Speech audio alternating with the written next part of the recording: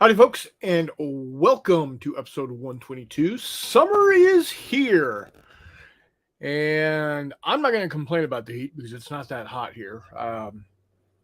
Right now, it's 81 degrees, so not bad at all. Not like it is in Arizona and South Texas. Holy crap.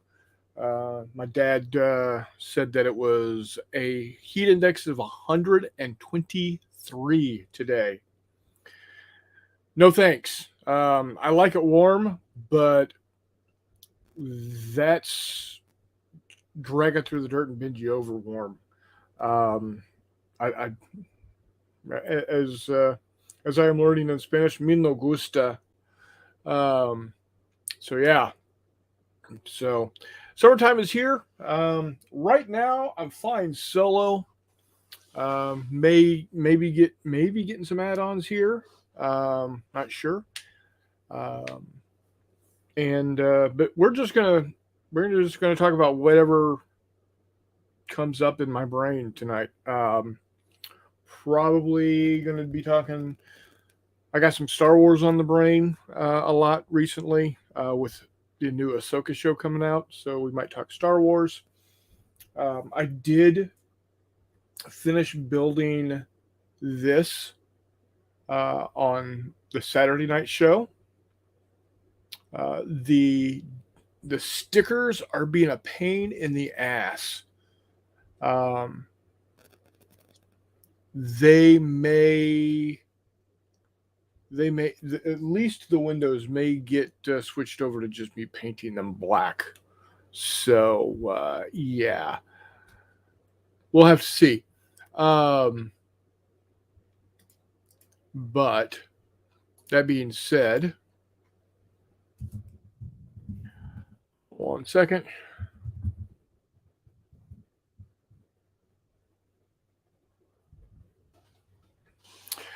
Let's go ahead. We're gonna talk about Fistful of Lead. Um, no sales currently that I'm aware of, but you don't need a sale to get some really good stuff. Um, Jay over at HQ, uh, Wiley Games HQ, shares with me emails that he gets or messages he gets, and one most of the time they're pretty inane, pretty dumb. Um, they're you know, why didn't this happen, or I can't find this, or whatever. And then today he shared one with me. Let me pull that up and read it. Um, I'm writing this to inform you that you have quite possibly the best set of wargaming rules I've ever gotten my hands on. I am I am I have purchased the complete fantasy set of Might and Melee, Wasteland Warriors, and Bigger Battles. The FFOL rule set has really given me a new spring when it comes to skirmish and larger wargaming. I'm even using the rule set to run second and third edition Warhammer scenarios because your rule set is just so much more fun to play. Thank you for all the time, effort, and skill you put into your more amazing war game. So there you have it, guys. Testament to the awesomeness. We're going to check and see if this is going to work. You got no camera. Mr. Cat, you have no camera. I don't know if that's on purpose. There you go. My cat stepped on the camera on, camera off button. So there you go. Outstanding. Well, welcome, Mr. Cat. How you doing, sir? I just got off work, so good timing. Outstanding. And I bet the commute was a bitch. Oh my God, yeah. I actually had to get up from the bed and take from my nap and walk into the office. Eat a Richard, and not with or without beans. Not Richard Keenan. Would that be with or without beans? Whatever you prefer, buddy. Normally those type of Richards come with beans. So. I know, at least a pair of beans. Carabines, isn't that a sea off the southeast? I think so. I'm not going. We'll just let that one die. Yeah. Charles came on early and said, "Evening all." Richard, about 20 minutes later, says hello. Meandering Mike comes in and says, "Greetings, y'all." We got Walkabout Games. Chris Long, he says, hey. Don't know how long he's going to last because, well, you know how, what happens there. Ptolemachus says, "Dream big, peeps." And before anybody else throws it out there, I'm going to go ahead and throw it out this time myself. Click that thumbs up. It always helps. Yep. It shows people that you guys like my stuff. So there you go. Jeffrey Edwards is here saying, "Evening, guys." And then Walkabout comes back, says, "Spent the afternoon outside making 2 4.6 millimeter tufts. What a messy job." Yeah, that can be kind of difficult. Now, are you doing the drop of glue and then the static thing? Uppy, yeah, static grass. That's it. That you sticky uppy stuff.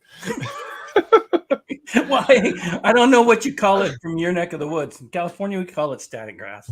Yeah, it's static grass. Okay. I just couldn't come up with that.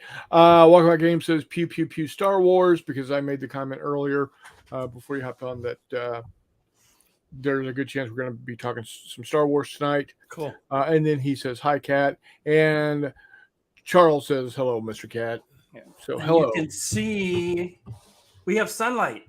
I got my front door open. Yeah. I'll put that. What's the temp out there in San Diego? Oh, I have it on centigrade or whatever. It's 21 degrees. That's not bad. Yeah. Well, because I work with staff in India, and and they're always asking, yeah. So I'm trying to learn my little slice of metric of what 21 degrees feels like, because that's not what 21 felt like when I was a kid. Oh, exactly. Yeah. For those wondering, 21, it's only 70 degrees there. Yeah, it's nice. I should have a beer and be down with my feet in the sand, but hey, I'm here. Even better. Okay, so yeah, adhesive tough glue and flock box and grass applicator. Walkabout says it's 21 degrees in the Canadian West as well. I would say Pacific Northwest, but he's more just west when it comes to Canada. If he was Northwest, it'd be a lot colder because you'd be up closer to the, Arctic halo, as it were. Yeah. Now, right now here, it is in centigrade. It's 27 degrees centigrade here. Okay. My dad was telling me, like I said when we first started, his holy crap, his I'm going to shut that door because I can glare. Go ahead. His heat index was 123 today, which makes his centigrade 50. I don't care who you are. 123/50 degrees is nuts.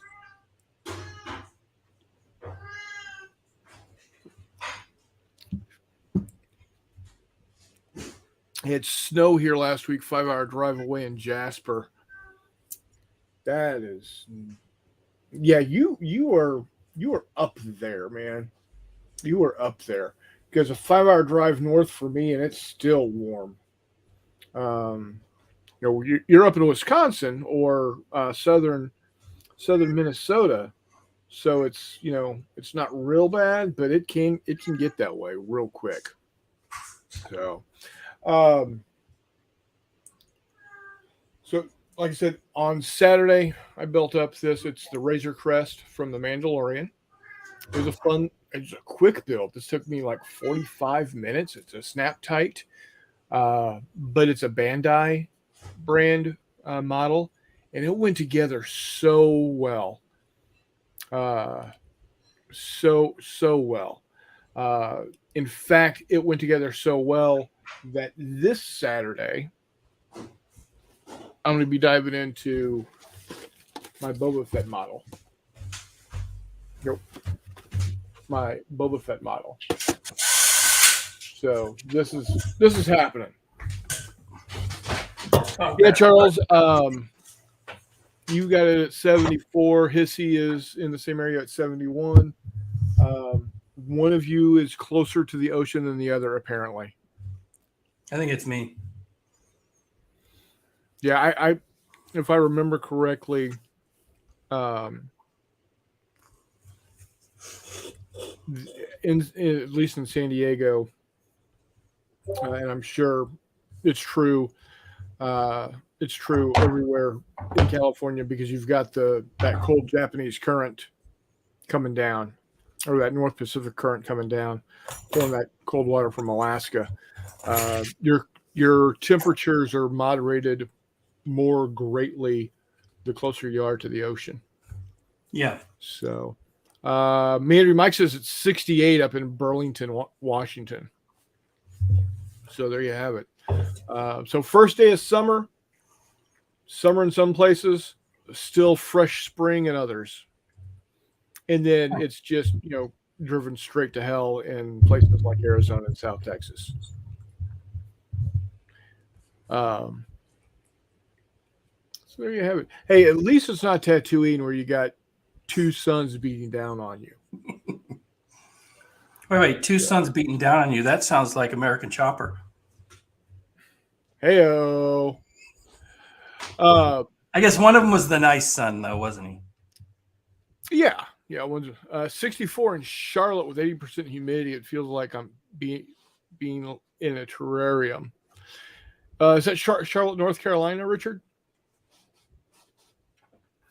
Because I've been when it's 64 degrees with 80% humidity, it feels a lot warmer than it really is. What's really bad is when you hit about 75 and your dew point is 70. Oh. When I lived in New Orleans, it was always humid. Oh yeah, you just had to adjust. Well, because you're stuck right between Lake Pontchartrain and the Gulf of Mexico, dude. I mean, yeah. And the Mississippi River. At that point, it's just a big mud pie. But yeah, right. Really, what you're looking at that point in time is you're like 10 miles of land across from being an island. Yeah. So, and the other thing on top of that is a lot of New Orleans is below sea level. Yep.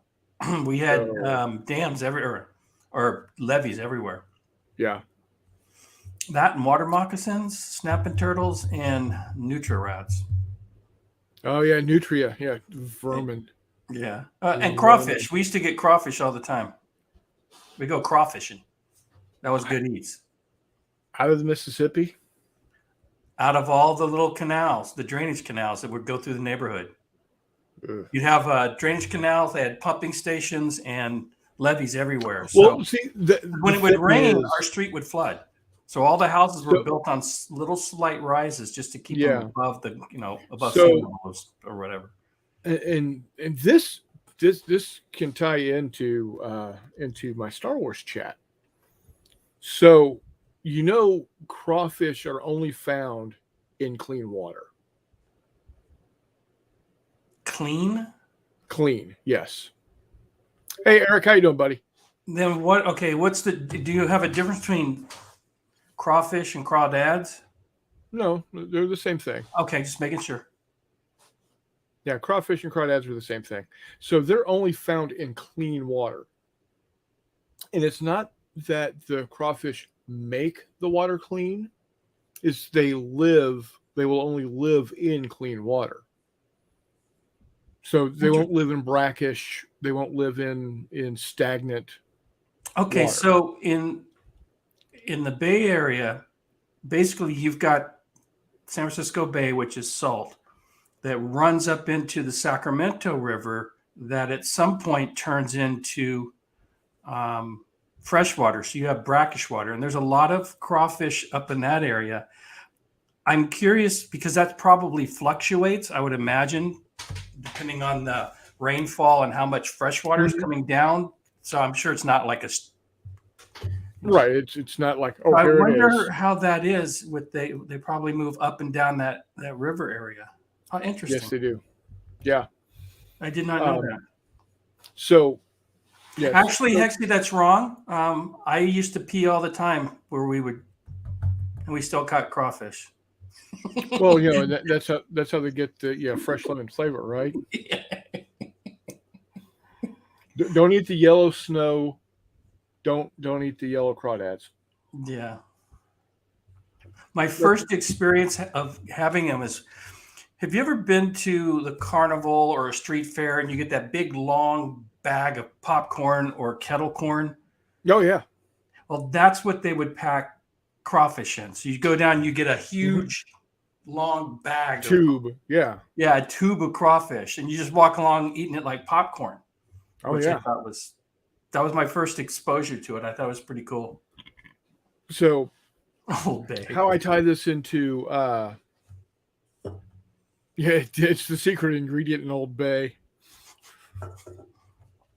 Good God, this group is horrible.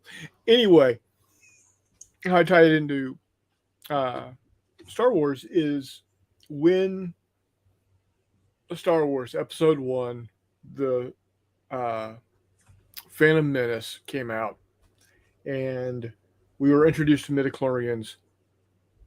People far and wide lost their shit about how Lucas took the mysticism away from being a Jedi, from the Force. And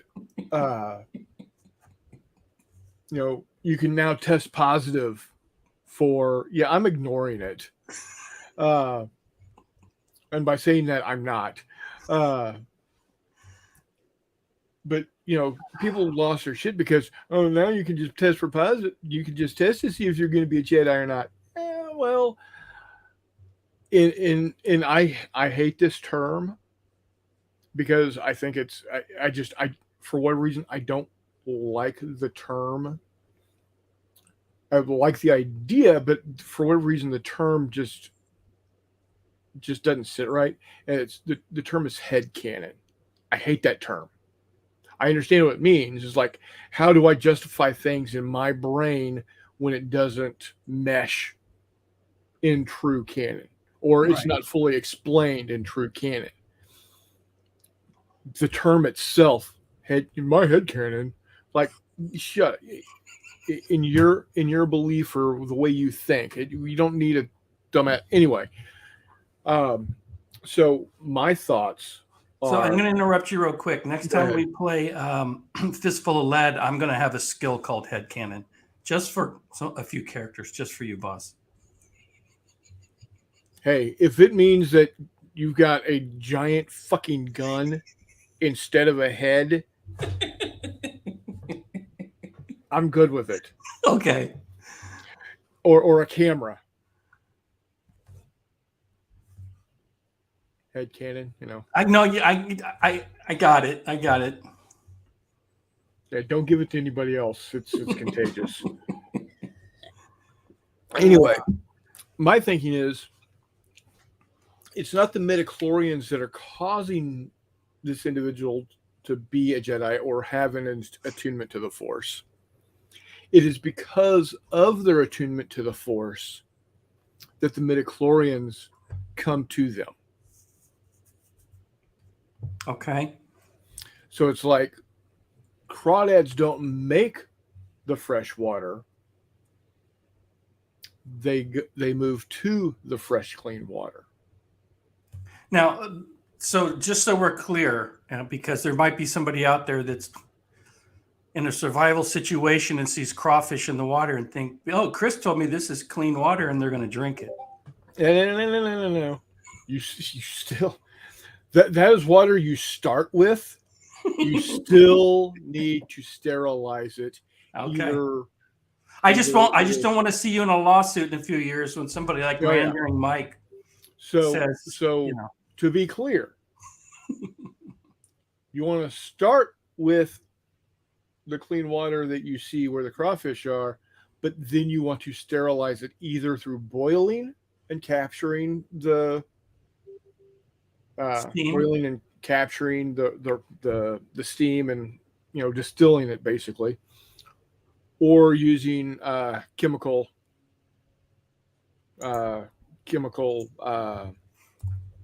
cleaning, chemical sterilization. So yeah, don't just drink, because there are parasites and bacteria and all kinds of weird shit in clean water.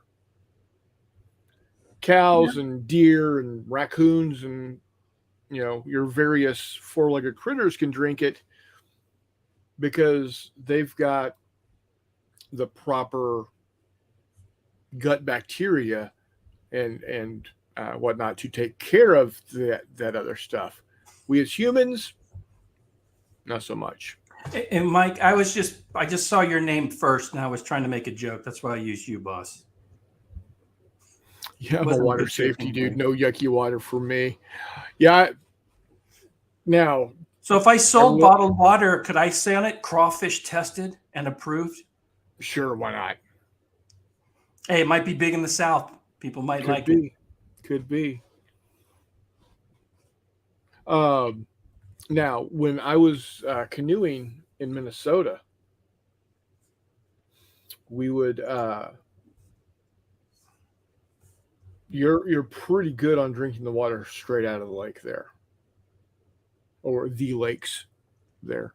You can do that in Tahoe too, because there's no motorboats allowed, so you don't have oil residue to worry about. There's crawdad bottled water. Happy Crawdad bottled water, fresh to your door. Order today. There you go. Crawdaddy water. I like that. Yep. H2 Dad. Yeah, it's that is one of the ways that I got myself around the whole testing positive for Jedi, is that it's not the midichlorians causing the Jedi-ism. Oh my God, seriously? Jedi-ism? No, I'm just Jedi-ism. Yeah. If you wear a mask, will that stop the spread of Jedi-ism? Jedi? Yeah. It's a plague. They used to be, thousands of years ago. Is that why the bounty hunter dude wears a mask? Oh, that exactly so makes sense. I forgot his name. Oh my God. Boba Fett. Thank you. Jango Fett. Bosch. Freddy Fett. Right. This is not the Jedi you're looking for. No, you're not, Hexy. It's not the crawdad water you're drinking. Exactly. So, excuse me. I'm getting excited about Ahsoka coming out soon. Wait. Meandering Mike, what's with jism? Yeah, we're again. You're supposed to ignore that one? We're ignoring. Okay. Your mama's fat. Your mama's fat, yes. Thank you for using the proper your. Right? Anyway, I'm getting excited about watching Ahsoka come out soon. I'm hoping a lot of answers to a lot of questions that arose during the end of Rebels. So we know that Thrawn's coming back. We know, we don't know if Ezra is coming back, but we do see Ezra in a hologram, probably a recorded message. I'm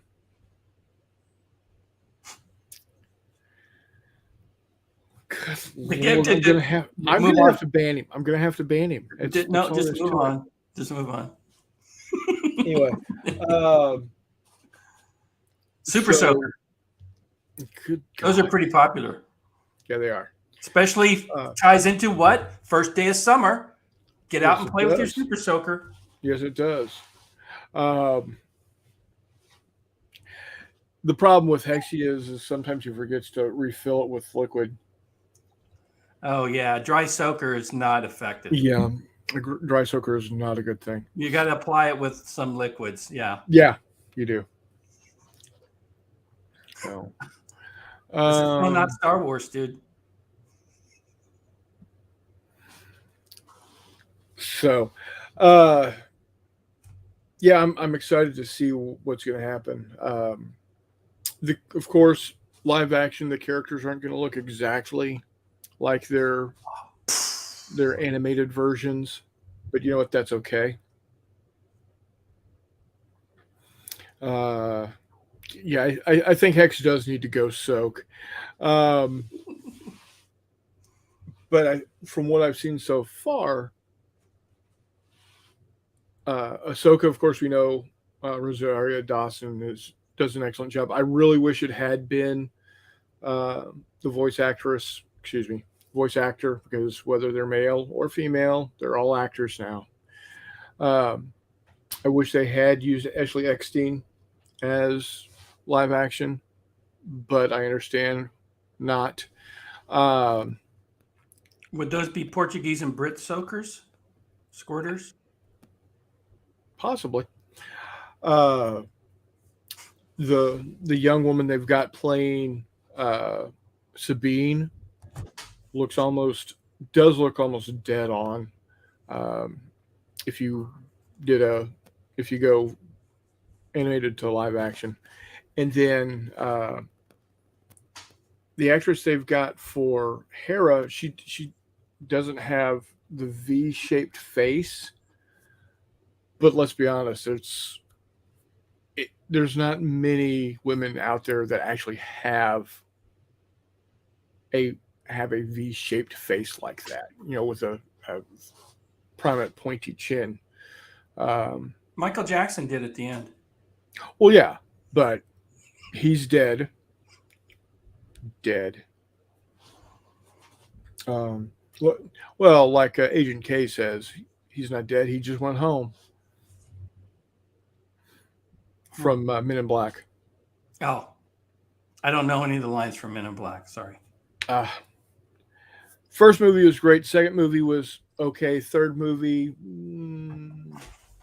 So I kind of you kind of gave me a modification to an idea I had. You know how warm up. Big time wrestling is kind of a big deal, right? And didn't they recently sign $1 billion contract or something like that? And what I thought would really be cool along those lines is if you took Batman and all the villains and you did MAA a la Batman. Because you could do, there's so much you could do with that story. You could go roll into town, Batman, Robin, they're fighting the Joker, all of that.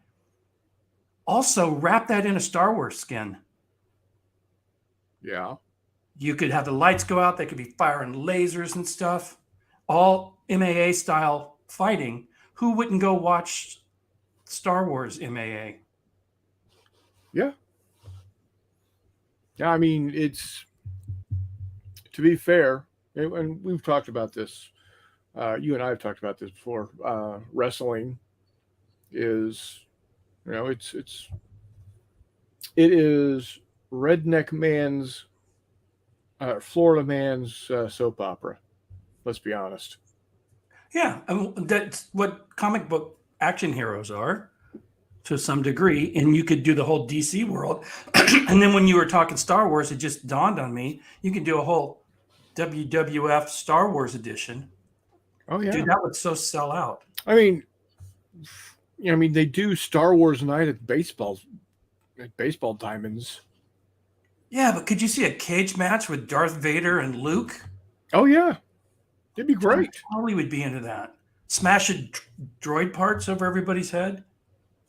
Yeah. Ripping C-3PO arms off and beating people with it. Right? And then he's wandering around the audience. Yeah.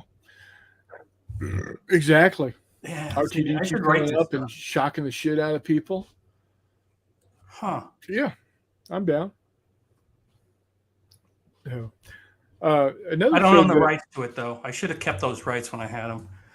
yeah, shoulda, coulda, woulda, didn't I?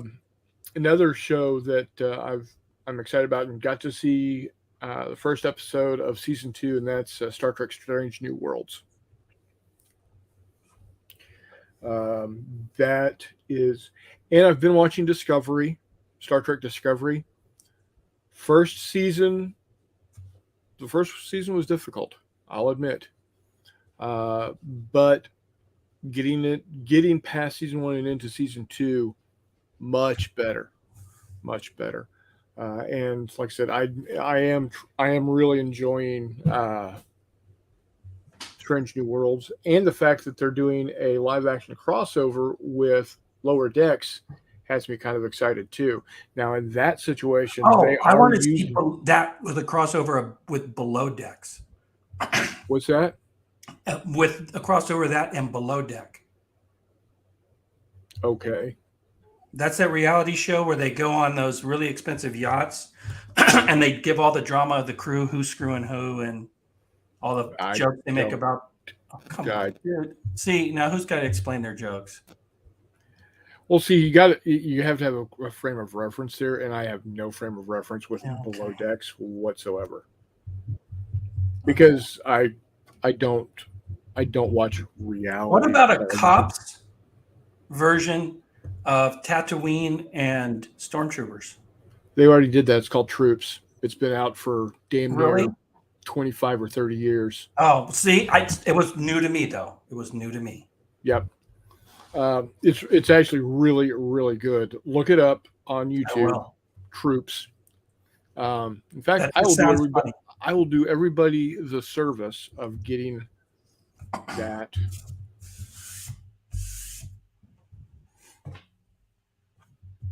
Look at Warmut about to hammer some chicken enchiladas.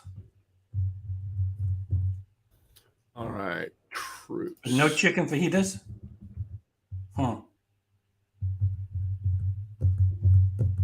I will go solo. Keep it up.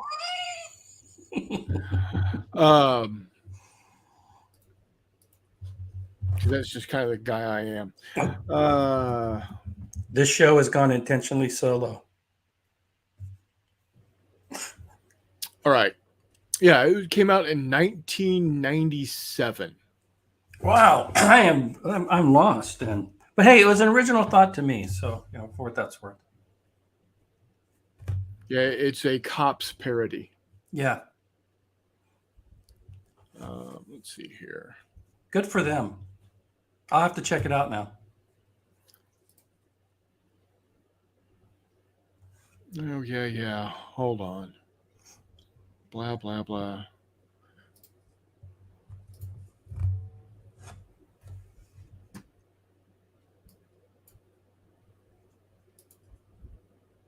Yep. Okay. Here is the link for everybody to watch. Don't need to watch it now, because it is 10 minutes and 8 seconds long. But it's really good. It's really good. So, other things that are happening. We've got, and this might be a shock to some folks, but my brother and I are looking at potentially playing 10th edition of Warhammer 40K. Because they made the rules free. Oh, interesting. They made the character lists free.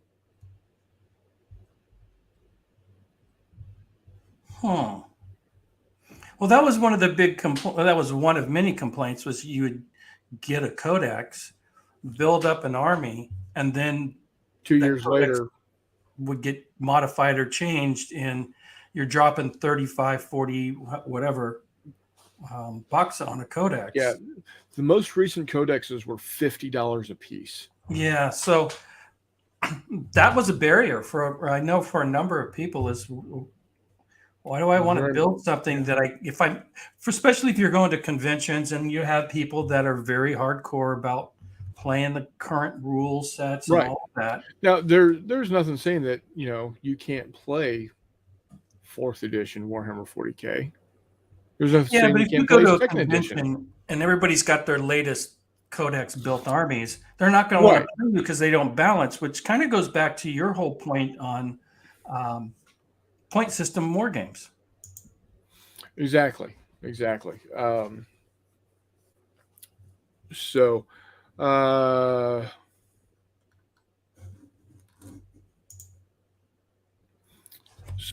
again, we're not going to spend any money on it. We're going to give it a shot, see what we think. If we like it, great. If not, we got plenty of other stuff to play our troops with. Because I've got scads of Space Marines. I've got a decent amount of Tau. I got hordes of orcs. Now, are they all painted? No. Come on. It's me we're talking about. I only paint when I absolutely positively had to. And that's why you made the paint contest, to force yourself to paint. And I haven't. Well, when's that in, by the way? In 9 days. 9 days. Yep. So, yeah, Charles, you got Fistful of Lead and Osprey. You need nothing more. Agreed. Well, there's some other stuff out there, especially if you want to do historical gaming. I would definitely continue to look at Too Fat Lardies for historical gaming. If you want to have the flavor built in. I mean, you can do World War II with Fistful of Lead very easily, but you got to work at it, to be honest, and that's okay. It's not a bad thing. But if you are more inclined to say, I want the flavor packet included with my ramen, then look at Too Fat Lardies. They've got a lot of great stuff. In fact, my favorite World War II game is Too Fat Lardies. My favorite World War II land game is with Too Fat Lardies. That being either What a Tanker, which is armor only, or Chain of Command, which is basically platoon level, platoon plus level. Yeah, we are not doing another 24 hours, Mutt. We will do a 6 and possibly 12 hours. Well, isn't the 24-hour going to be an annual thing anyway? Yeah. I think next year, everybody that commits to doing the 24-hour has to throw in $20, and last man surviving gets the kitty. It can't be me, can it? Because sure it can. Why not? So I'm just saying that might be a nice twist. Yeah. 29 hours. Lightweights, whatever. You were a champ there, Warmutt. You lasted the 24 hours. I got to admit. What did I do? Maybe 20? I think I missed the last session. Yeah. And Reese did a pretty good job. His problem was it's either his knees or his back were giving out, and he had to go lay down. So that was fun though. That was definitely fun. Yeah, absolutely. Maybe next year when we do it, I might have a little more what's what I'm looking for? Planning? No, not so much. Well, yeah, planning, but I'll have reached out to more people and have more solidified guest list. Guests. Now, to be fair, one of the guests that I had, two of the guests that I had planned, three of the guests I had planned, had something come up inadvertently. So that's why they didn't show up. Yeah. And they were all legitimate. James Wapple, thoroughly legitimate. Yeah. Forrest Harris, thoroughly legitimate. Well, you know what though, even if it wasn't, you gotta respect if somebody's. Well, sure. Yeah, I'm not gonna bash on anybody that said, "Hey, yeah, that'd be great," but then had to, come out. It's called sleep. Out. Exactly. No, I was gonna catch them when they were normally awake. James Wapple is normally awake at like midnight or so. Well, maybe next year things will improve in people's schedule lives, whatever. Yeah, people's lives will be a little bit better. So, but yeah, Two Fat Lardies they're a great duo. In fact, I would like to reach out to Rich and Nick and have them on the show sometime. We had them on when we were over on Rocky's War Room, and they were a pleasure to talk to. Nice. So, well, I have some ideas I'll share with you on format or concepts or things to do during that 24 hours. Heck, I'll share one of them now. Play a live minigame. Yeah. Run a fistful of lead, OK Corral kind of thing. And who cares if it takes 3 hours or whatever, right? That's just one of the sessions. Right. Anyway. Yeah, that wouldn't be bad. Speaking of playing a live game, July 4th, I finally got clarification from my boss. We are closed on the 4th, so I'll work Monday. I'll be off Tuesday, work Wednesday, Thursday, Friday of that week. So Tuesday, July 4th, I am going to be doing What a Tinker remote play. I got 8 slots. 3 or 4 are already taken. Way to go, Eric. So I got 4 or 5 slots open. So it's going to be Americans versus Germans. Americans are going to have the choice of tanks of M4s, M10s, and was it M36 Pershings. Okay. And then the Germans will have Stug 3Gs, Panzer IVs, Panzer IIIs, and a Jagdpanther. So we'll have some fun with those, and it's going to be based in southern France, about September 1944. Very cool. Yeah, Operation Dragoon. Deal with people. Now, did you say you already had some people signed up? Yeah, I've got, like I said, I've got 3 or 4 slots already picked.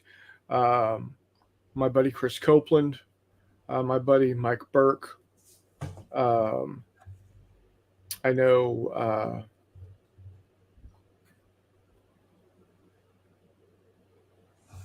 Reese. I think Reese wants to join in. and McMurray wants to join. So I definitely have those 4. If I'm not mistaken, somebody from it might have been Eric. Was it Eric? I think that said he wanted to play. I think so. Eric, speak up, boss. Yeah, let me know. Because if that's the case, then I've got 4 or 5 out of 8. And the reason why I got 10 slots, warm-up is going to be at 2 p.m. my time, noon your time on the 4th of July. It shouldn't take more than about 3 hours or so. So if you want to play, throw your name into the hat. But yeah, it's I've got 10 slots in my StreamYard, but 2 of them are taken up by me and the game camera, and my I use my phone for getting into down close and personal, the action cam, as it were. Okay. So that leaves 8 slots left, which is perfect. I mean, 4 on 4 basically. Yeah. So, and even if you've never played What a Tanker before, hold on, Telemachus. I like I said, I can't remember the Pershing's number.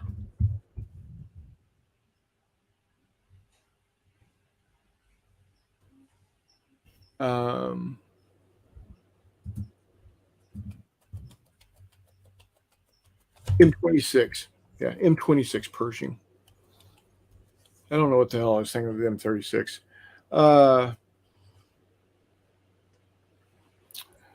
I say Osprey because I'm thinking of the bird. Yeah, I say prey as opposed to pre, but either or. All right, Warmut. Take care, buddy. Don't get her all upset so she keeps your heart meds from you. That would not be good. We want to keep you around. So this time next week, I'll have had my EKG. Checking on the heart. Eric says, "Sign me up." Okay, will do. Definitely get you taken care of, buddy. Yeah,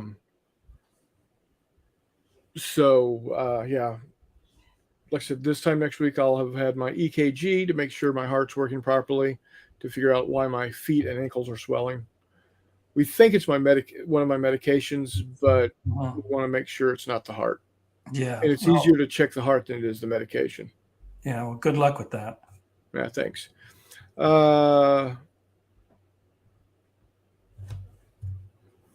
Yeah, people in the Midwest are dumb. Trust me, I live with them. They are among us. I don't know why they say Osprey. Oh,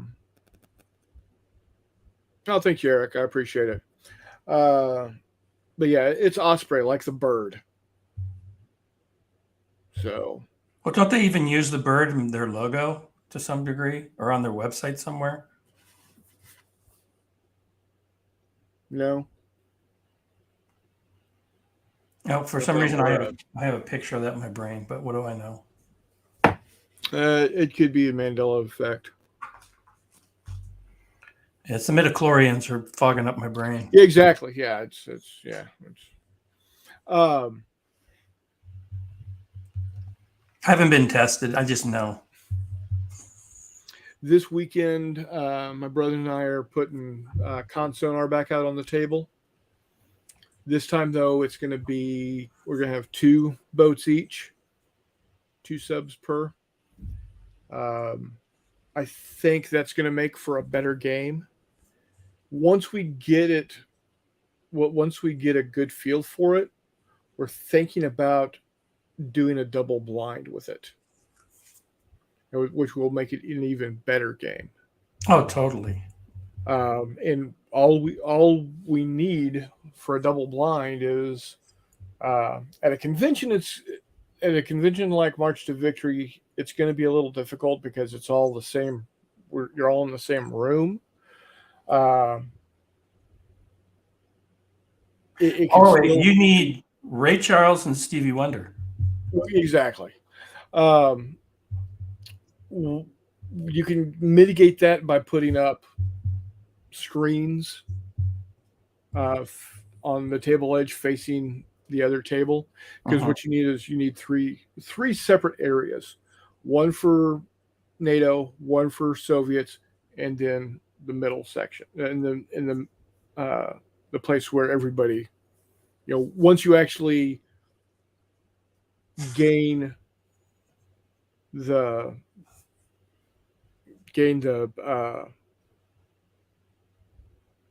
contact, you bring them to the middle table.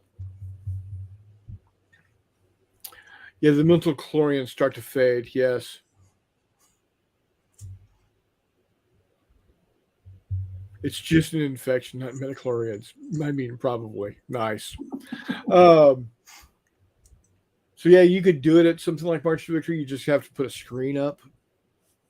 So, and make sure that the other player, the players aren't looking around said screen. Well, if you're playing with, quite honestly, if you're playing with somebody like that, that kind of takes the fun. I mean, it takes the fun away from it, right? I mean, the whole thing. Exactly. You're playing with people you want that you don't want to know. Yeah. Now, the way to really get around that is have 3 separate rooms. I was going to say just have different rooms. Yeah. But I think doing it as a double blind in that situation would be really cool. I've played a double blind game before. My brother and a buddy of his ran a 8-hour game at a convention at was Egypticon down in SIU, Southern Illinois University, and it was kind of like diplomacy, except what they did was one room was where the combat was happening. The other room is where the diplomats were, and they weren't the same people. So you got paired off 2 players per nation, per faction. One was the general, the other was the leader of the country or faction. And the only way you could communicate with your counterpart was by note handed to the GMs. I'll not to one up you, but I was at a convention where we played L5R, where in one room I was Crane Clan, and I was like the ultimate general. Yeah. So in one room you had the ultimate generals, or daimyos, with a strategic map. And in another room we had, I think each had 2 or 3, I think it was 2 generals, and that were players who had their Crane decks, and then everybody, all the other different factions. And we would make alliances or whatever in one room, and then I would say, I want to move one of my armies into this province, and if, say, the Phoenix moved in that province, there could be, they'd go in the other room, they'd play L5R, whoever would win. But the way we gave the instructions was everybody had a runner. And so I would have to give my instructions to somebody who would then go into the other room and then give instructions to them. But what that made for is that runner could then ultimately decide he could ignore what I said. Yeah, that's exactly what happened with the GMs. Scorpions, right? That's exactly what happened with the GMs, though. They would take the note they would look at it like, hey, Eric, that's next week. That's next week, boss. Sorry. Yeah, I know I said it was tomorrow night, but it's actually the 29th. Yeah. It's 8 days from now. Yeah, my bad on that. Day. Anyway, yeah, so the GMs were my brother and his buddy. And they would look at the note and they could pass it through without a problem, or they could excise, redact some of the information, or they could just that runner got lost or was shot or captured and your note got sent to a different general, or the general's note got sent to a different diplomat. So you can imagine, and not to knock that at all. I mean, that's all fun stuff. But when you have another player on your team that might go into the room and all of a sudden gets pulled aside and somebody goes, "Hey, I'll buy you a beer if you tell me what you're doing." And literally, stuff like that. The GMs were absolutely up for bribery. Well, yeah, the GMs were absolutely up for bribery. It was, oh my God, it was so much fun. Oh, and here's the thing. The game is fun unto itself, but that meta game, oh my God, that meta game just takes it to a whole nother level. And you can do that, like you said, with a bunch of different style games. If you can set it up where you've got 2 or 3 rooms, some game masters, somebody that kind of, and enough players, it's totally a con type of thing. Or, but you know what? That would be something interesting to see if we could pull off on the nets. So you can.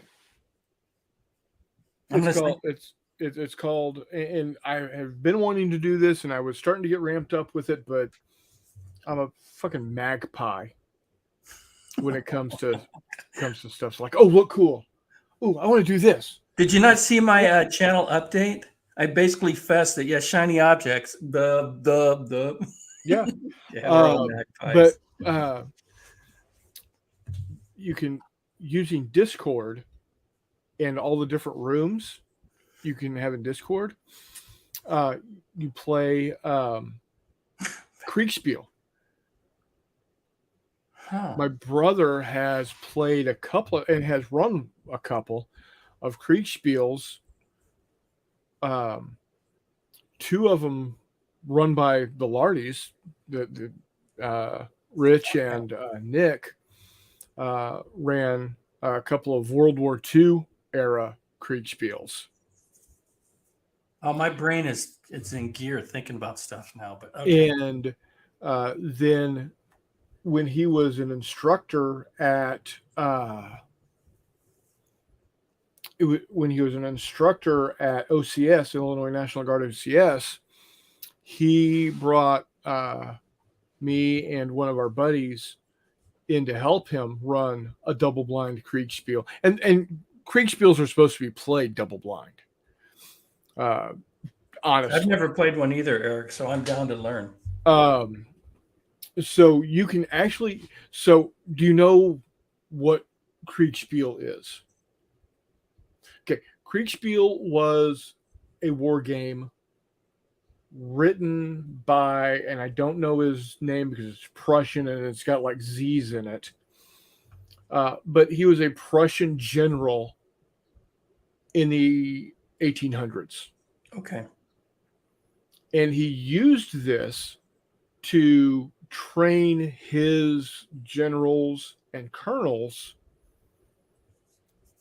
how to handle, situations. And I think it was on one, I can't remember if it was on my Discord or your Discord. A guy had the dice that had the results tables on the dice. Oh, right. The Purple Druid. Yeah. Those are Kriegspiel dice. Oh, so that's how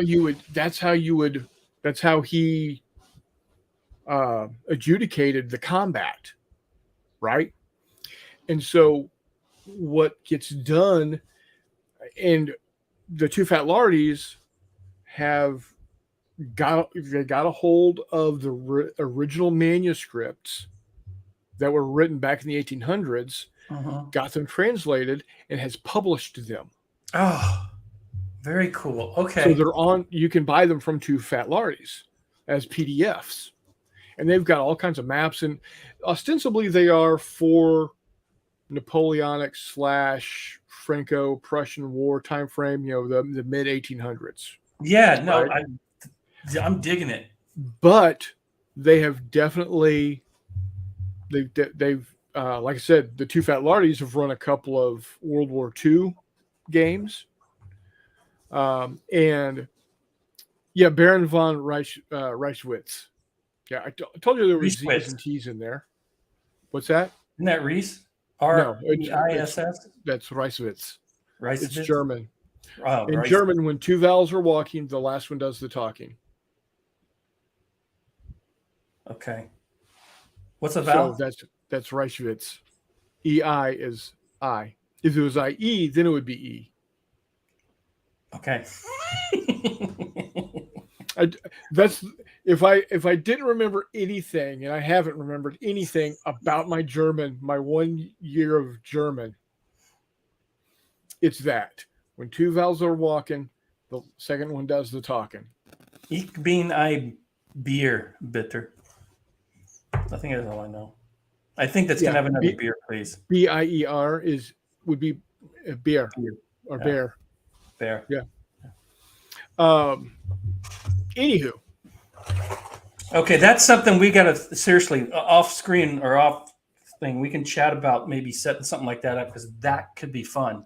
Yeah. So what we did, and we took about.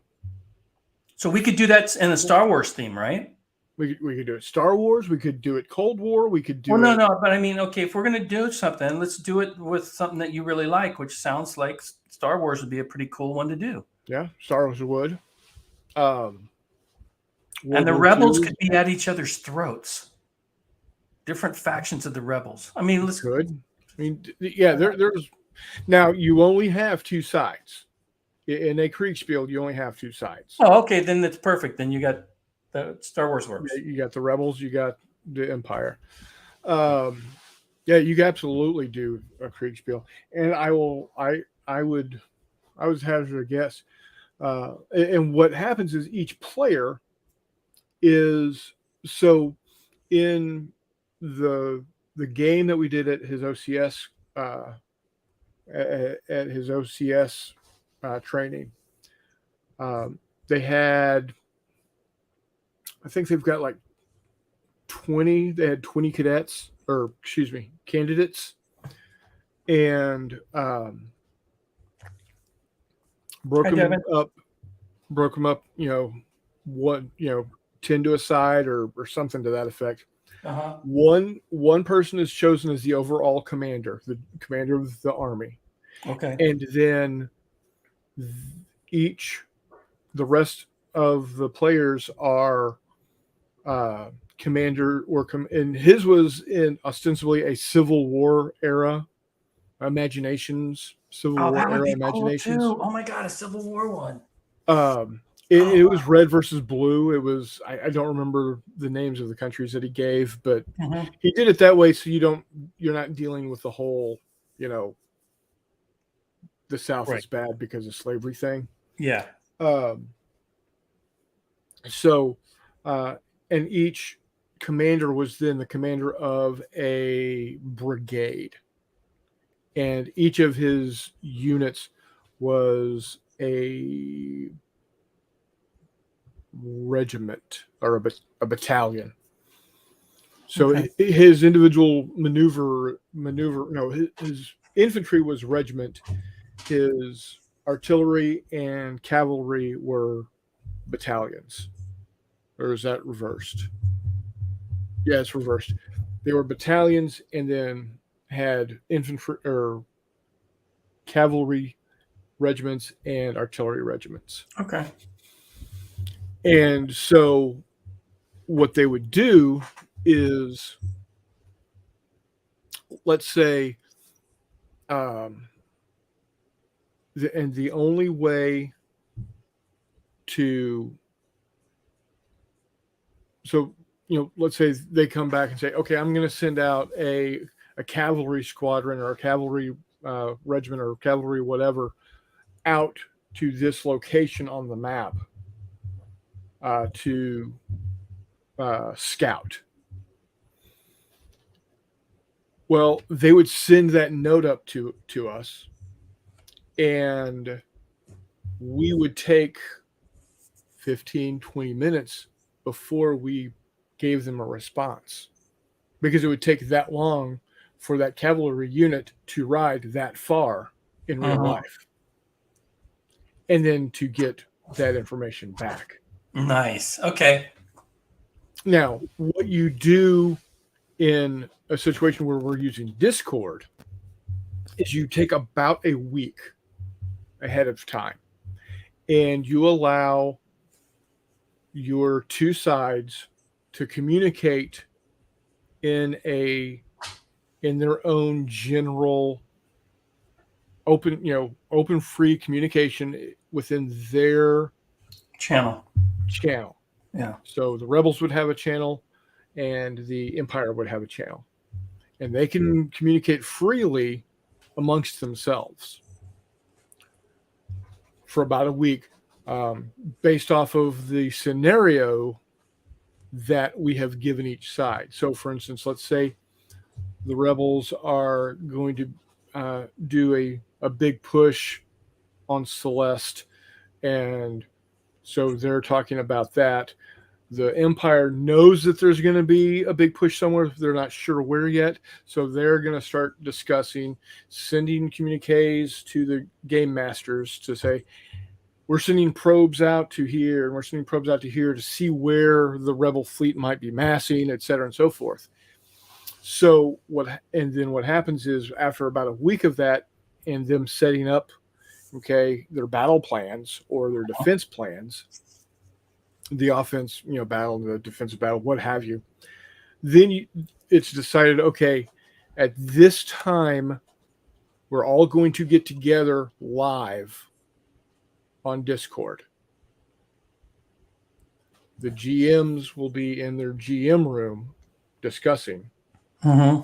Then each of the individual commanders will be in their own private room, and they cannot communicate with the other generals unless they specifically say, I need to talk to so-and-so.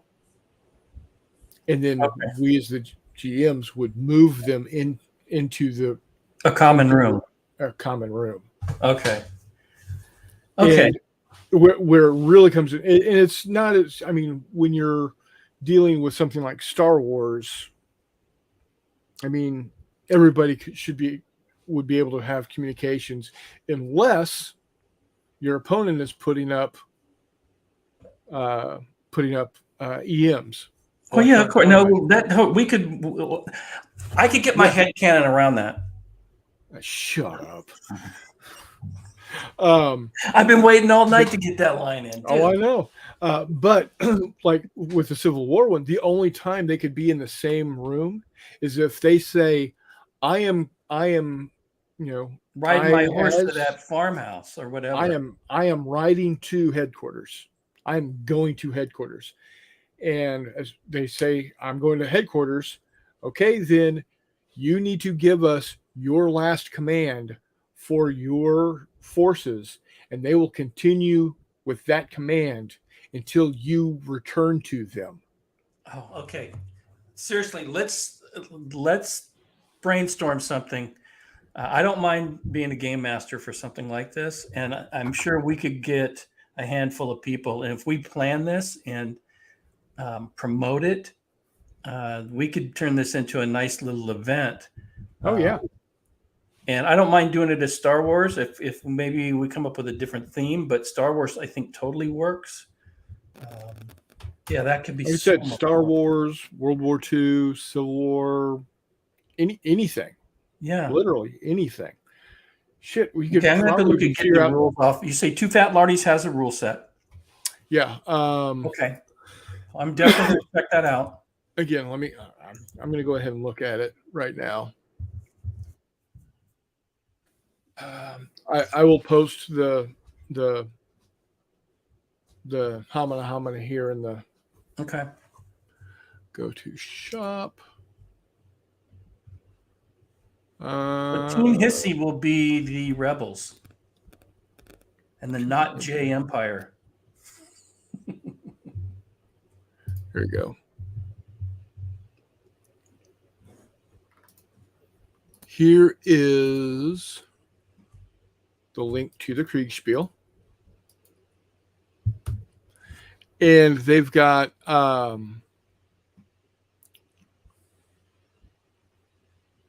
maps. Like I said, they've got, maps from that time, from 1862, etc. So you can get, they've got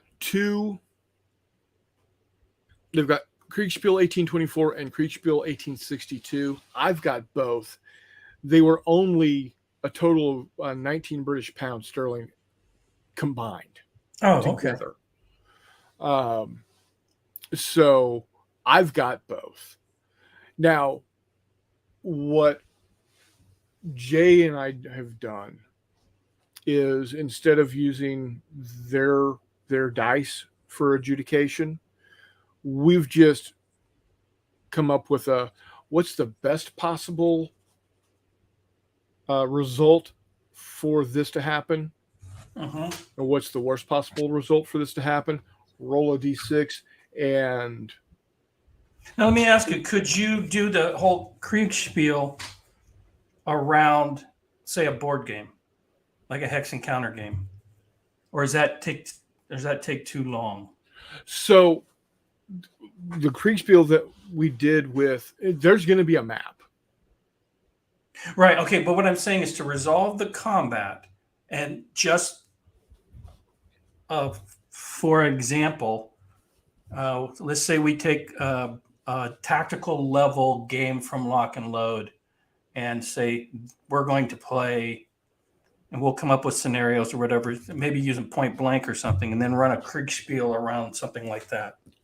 You could, but even if it took a month, the Kriegspiel is where the fun in the Kriegspiel is using the maps and not being held down by hexes, if that makes sense. But okay, so, and so you're doing the combat experience that I had with L5R, where we had the big strategic map, but when we had to resolve the conflicts on the map in a different room, people played L5R.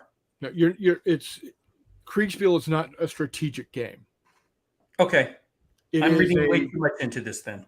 Yeah, you are playing. If you were doing it as a Civil War game, you would be playing the Battle of Shiloh, or you're doing the Battle of Gettysburg. Okay. Just the week prior is the lead up to, getting my troops into position for the final, or for the first day, or building up my revetments, that type of thing. Scalar Grimmelin says the advantage to having the shared comms between two commanders and GM, it allows a third party to intercept the comms, and the GM can decide what of the comm was intercepted, deciphered, and by who. Adding in the tactical hex encounter would really slow down play that's already kind of extended. Agreed. Yeah. Yeah. No, I figured it would. Obviously, if you're rolling dice or something for resolution, and now you turn it into even a 1 hour game, that's going to slow that whole process down. Right. Because the final part of the Kriegspiel is that live play, and it is in real time. Okay. So I'll read the rules, and then let's definitely chat about it, because that sounds like a fun thing. It's pretty cool.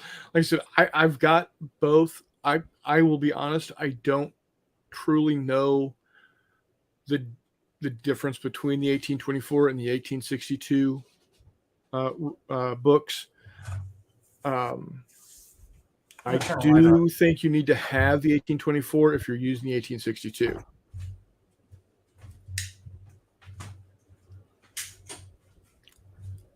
Right, Mike. Yeah, they are meeting engagements. Now, what the Lardies have what they have done in the past is, like for the World War II ones, they Team Blue was doing a one of the games they did. Team Blue was doing a airborne assault on a fixed position, a town that was occupied by Team Red. So it's a little more than a meeting engagement. It was, an assault on a fixed position, but they still had to do, scouting or reporting back because, dropping an airborne division into an area and you get your shit scattered all over hell and gone. So, but yeah, Kriegspiel's. I have as much fun running the Kriegspiel as I have playing in the Kriegspiel. So, it's quite handy. And like I said, the real time aspect is kind of cool. Cool. So, like I was saying, that one of the I didn't know if you were hearing or able to hear because you had walked away. One of the Kriegspiels that my brother played in that was run by the Lardies was Team Blue was doing a airborne assault on a town fortified and occupied by Team Red. Okay. And that week leading up to the live play, Team Red was explaining how they were building up the defenses, how they were building up the revetments and putting the anti-tank gun positions in, and where they were going to position this battalion CP and that brigade headquarters, and where this company was located, etc. And Team Blue was deciding where the different regiments were going to drop, how they were going to, go in. Were they going to, was this area going to be glider assaulted? Was this area going to be actual paradrop, etc.? Okay. And then when they started with the airborne dropping. That's H hour was okay. We're dropping now. Well, let's see where the scatter was. Okay. And so, like the first 30 that minutes. Makes sense. An International Kriegspiel Society. I'm going to Google that as well. Thank you, Telemachus. Oh, great. I need another rabbit hole to fall down. You guys. You're welcome. You guys. You're welcome. You're welcome. When are you going to learn? I somehow am an influencer. I don't know how. Because you suck. I apparently. Yeah. How else am I falling down these goddamn rabbit holes? It's the suction. Hey, I got. By the way, Doug Schumann, good evening to you, sir. I did not mean to gloss over you. I do apologize.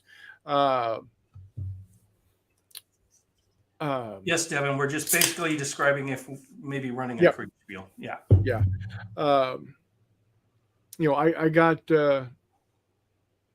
I got Charles to play miniatures before he started watching, whatever show I was a part of, whether it was here or over at the War Room, because I think he was watching us over at the War Room.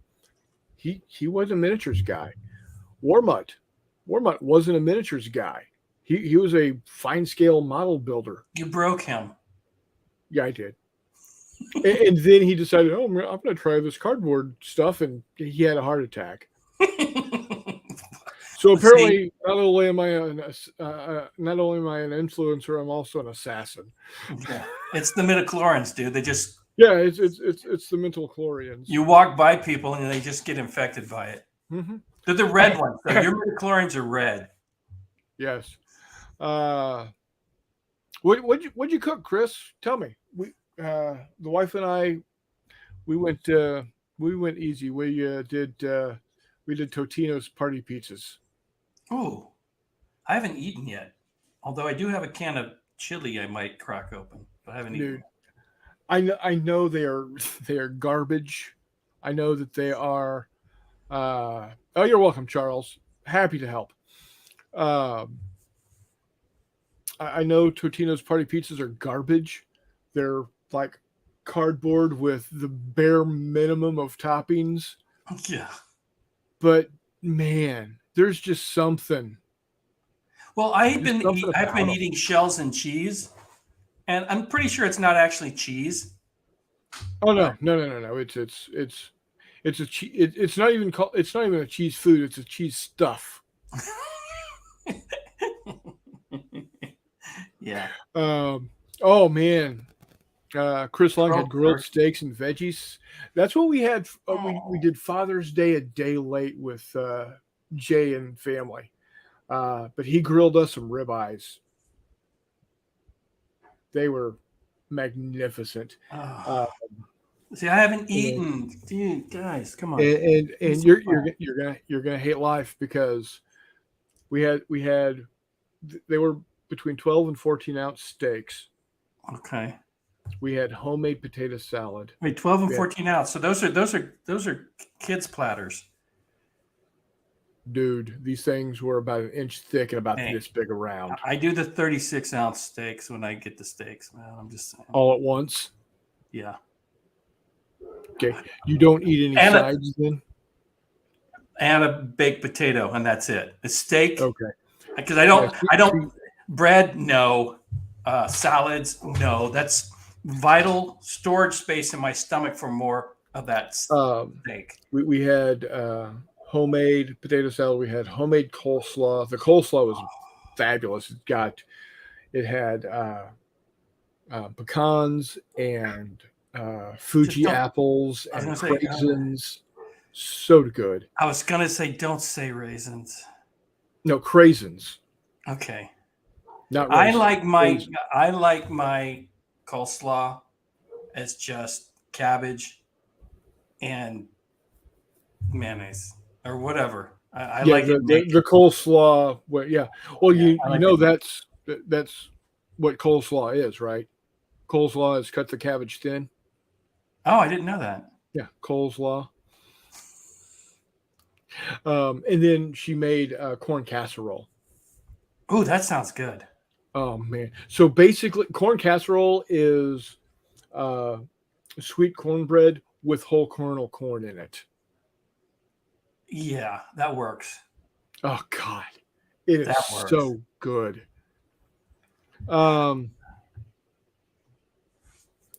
He said, let's see. Charles had grilled turkey and cheese. That sounds good too, buddy. That sounds real good. Tolak is Green Lantern plus midichlorians, many types now, apparently. Yeah. Totino's or whatever are for sure one of my guilty pleasures. They're absolutely terrible, and I love them. Absolutely, dude. They are the absolute worst, but there's just something about them, man. That's like frozen burritos. Yeah. Frozen bean and cheese burritos are about this big. I'll cook up a plate of like 4 of them. The ones like this. Well, they're about maybe 5-6 inches long. Yeah, they're not. They're like the size of a $1 bill.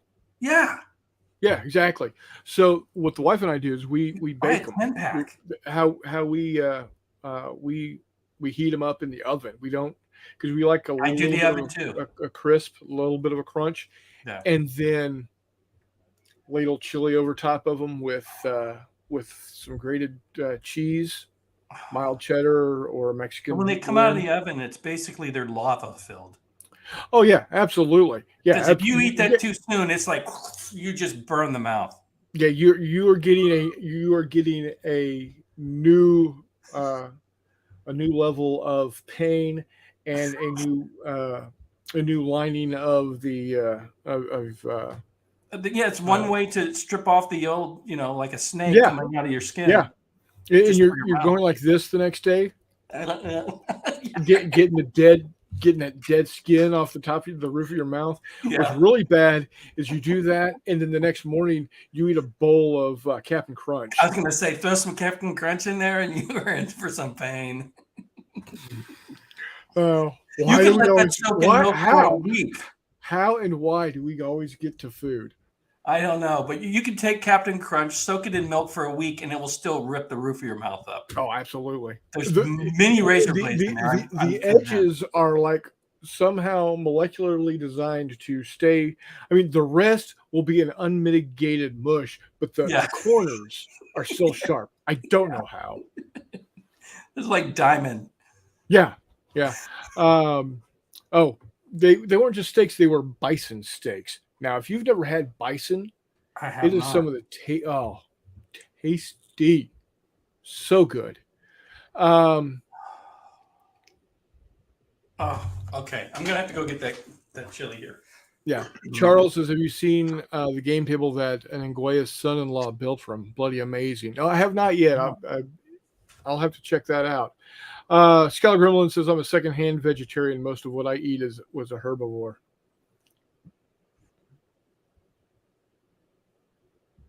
That's a joke. And Captain Crunch is a military grade abrasive. It's a mil spec. Did you get his joke? Oh yeah, absolutely. Yeah, absolutely. Yes, I am. I am all about secondhand vegetarianism. It took me a second. I'm not going to lie. I was like, huh? Then I went, oh, okay. Good stuff. So, but yeah, Two Fat Lardies have got some great games. And I have not played many of them. And I really should. Mm-hmm. Of course, I've played What of Taker. I've played Chain of Command. If you're into Vietnam company level games, company level and above, Charlie Don't Surf. I've played that once, and it was spectacular. Bag the Hun is their World War II air combat game that I hear is pretty good. I Ain't Been Shot Mum is the World War II version of Charlie Don't Surf, company level above. Kiss Me Hearty is their Napoleonic naval game. If the Lord Spares Us, First World War in the Middle East. Sharp Practice is their Napoleonic. I've been directed towards that when I was looking for some Napoleonics. That was one recommendation. So is Le Feu Sacré. Is also one of their Napoleonic games. They do have Sci-Fi Quadrant 13, which is the sci-fi version of Charlie Don't Surf and I Ain't Been Shot Mum. I say it's that version. There are some differences, but essentially that level. And they just recently came out with What a Cowboy. Yeah, I was going to say that's like their latest one, right? It was What a Cowboy. Yeah, and it's a spin-off of What a Tanker. And it's very you build a posse of 5 guys. I have not played the game. Mm-hmm. I don't even have the rules for it, but I mean, it's brand spanking new, though, isn't it? Yeah, it's like maybe 2 months old. So, but John Harrington, our British correspondent, has it and has played it, and he seems to enjoy it quite a bit. So, yeah, they got a lot of good stuff. Through the Mud and the Blood is their World War I trench warfare. So their slogan is play play the basically play the time, not the rules. They want the rules to be. It's more important to get the feel of the time frame. Well, that's kind of what I do with my designs. Is I try to go for experience. Right. Exactly. And you do too with your designs. It's about the experience and the mechanics. Yeah. There. This is a talk for tomorrow's show, maybe, but those mechanics are there to support that theme, and it sounds like that's what their rules are basically designed to support the theme. Absolutely. Cool. And they're just really, really great guys. So, and they don't make stuff too expensive. I mean, yeah, you're going to pay for it, but in my opinion, I'd rather pay for quality than, yeah, there you go, Chris. Play the period, not the rules. Okay. So, yeah, it's all about the flavor. He says he loves playing O Group. Now, if I'm not mistaken, O Group is help me with this, Chris. What level is O Group? Because I'm not even finding it on. I'm not even finding it up here right now. Oh, they also have Infamy, which is their skirmish for ancients, 60 BC to AD 100. Okay. So, yeah, a lot of fun games. A lot of fun games. Yeah. Okay. O Group's battalion level. That's what I thought. So, Crawdaddy. Way to go, Charles. Full circle. Nice. Yeah, and flavor with a U. So, but yeah, it's a good set of all of the rules. Everything I've ever heard of the different rules that I have not played, they're all really, really good. So nice. Well, I'd rather give my money to somebody like that than, and I don't mean to bash Games Workshop, but you need to support the smaller guys. Yeah, they're getting theirs. They've got their big fans, they've got a lot of fans, and that's okay. I said it last week. I'll say it this week. I'm not going to yuck somebody's yum if somebody really likes playing Warhammer 40K, and I've got friends. Oh, again, my point wasn't nothing directed toward them. It's just I like supporting local businesses and small, independent. Yeah, exactly. Companies. They deserve to be bashed. Well, the company... They might, but not from me. Well, I'll put it this way. I won't bash the people playing the game. Oh, no. Unless the person deserves to be bashed, not because, and it's not because they play that game. It's just that they're a jackass. Yeah. The problem is there seems to be an inordinate number of jackasses drawn to that game. Yeah, buy Wiley, buy small indie companies. Exactly. Yes. Yep. Exactly. Well, I've got 3. I started with nothing, and now I've got 3 rule sets from Wiley, and I'm going to be getting the Western one on the table here soon. So let's see.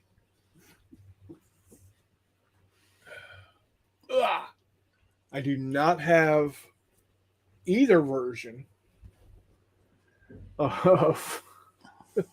I don't have either version of the original Fistful of Lead Reloaded or Reloaded version 2, second edition, or whatever it's being called. But to say I've got a problem does go without saying. Well, that's a small stack, dude. Yeah, I mean, you can fit it in one hand. Come on. Barely. But I mean, that's a testament to the rules being simple without being simplistic.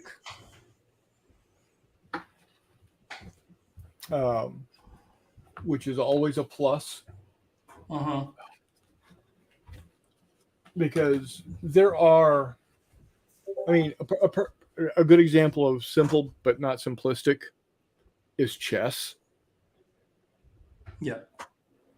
Simple and simplistic is checkers. There's not a lot of strategy or tactics in checkers, to be honest.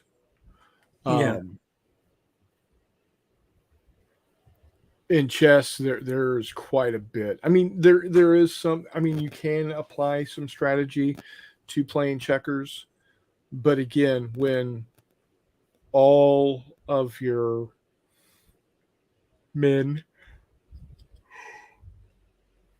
all of your maneuvering elements do the exact same thing, attack in the exact same way.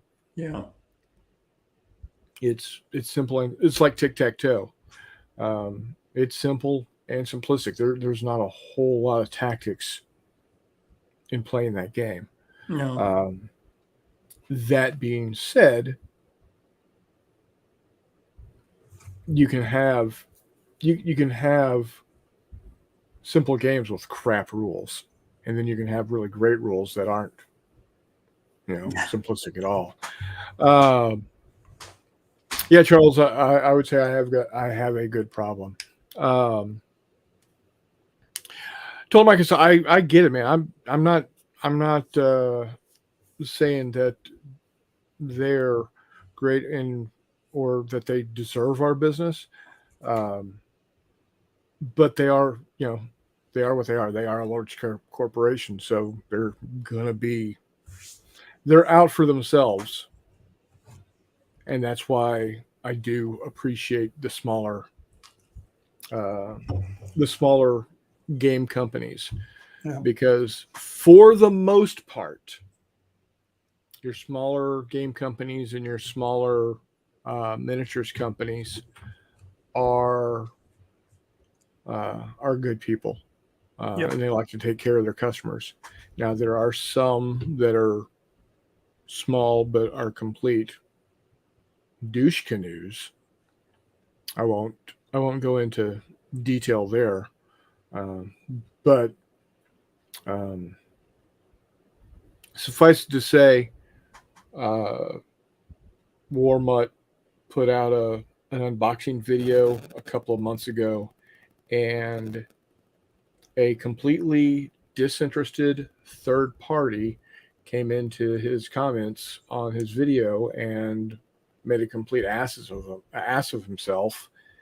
And he's the owner of a small miniatures company in the UK. And we'll just leave it at that. So would I do? I wouldn't do business with him anyway because he is UK exclusive. I should say he's UK exclusive, but he does most of his business in the UK, and what he's got, I can get from someplace else over here in the United States. So I wouldn't be doing business with him anyway. But if I was in the situation to do business with him, I wouldn't. Even if he was the only one person that had a particular thing I was looking for, I would not do business with him because he was that big of a jerk to Warmutt. Yeah. I'm by no means am I somebody that I say I'm an influencer, but I'm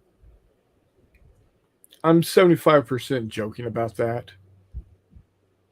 Yes, have I got people to do things that I do just by watching me, yes. But I'm not. People aren't going to be, people aren't following me like, oh, what's he doing next? Well, maybe some of you guys are. I don't know. Well, I mean, for me, I can only speak for myself. But on YouTube, there's Mr. Beast, and then there's you. I appreciate that. I would love to be at the level of Mr. Beast. Well, I'm waiting for the video where you go out and give somebody $1,000. It hasn't happened yet. I need somebody to have a video giving me $1,000. Several grand. Scout Gremlin says, I think very few companies sit down and say, how do we screw our customers for profit? It's more about them never considering the customers in their pursuit for profit. That's probably fair. And thus, in doing so, they're saying, let's screw them. Right. Doug's right. Doug, I appreciate that. It's really interesting. Growing up, I'll be perfectly honest. I am no different now than I was when I was 16, 17, 18 years old in high school, right? A little taller, maybe? No. Did you sprout early? Graduating high school, I was 6'3", 150 pounds. Okay. I was a rail. I was going to say, yeah. When I went to basic training, they put 25 pounds on me in basic training. I came out at 170. What's that? What was her name? Yeah. No, I went to basic training and I lost my girlfriend. I didn't get the Dear John letter until I got home. Oh, wow. Yeah. Okay. Yeah. So anyway, I derailed you. Sorry, boss. That's okay. But you're saying you're the same as when you were in high school. Yeah, and it's interesting that I 30 years ago, almost 35 years ago, 35 years ago, I would have never thought. Well, first off, I never thought that this type of medium even existed. Because shit, we didn't know anything. The general public didn't know anything about networks back then. There was no internet as we know it today. So, videos, not even a thing, right? But even when I went to the different game stores and game conventions, I was not considered what you would call cool. Now, I did start seeing a little bit of that when I took Ocean Thunder to skirmishes and people started literally lining up to play the game. But again, I attribute that to the game. Now, yes, I'm a co-creator of the game, but it wasn't me they were coming to see. That's for fucking sure. They were coming to play the game, and oh yeah, Chris, cool game. When are you going to publish it? I got that asked first year I took it to skirmishes. When are you going to publish this? I'd love to play it. I had no drive or ambition back then. Of course, I was also it's different, right? I mean, not to just be two grumpy old men here, but I wish we had these opportunities when I was younger. Oh my God, that would have been so cool. Chris Long just got under 200 pounds for the first time since he was 25. Oh, congratulations. Yeah, congrats on that. Yeah, not to belabor that. I, about 12 years ago now, 13 years ago, I topped out at 285. Found out I was diabetic, type 2 diabetic, and basically stopped eating anything and everything that was tasty.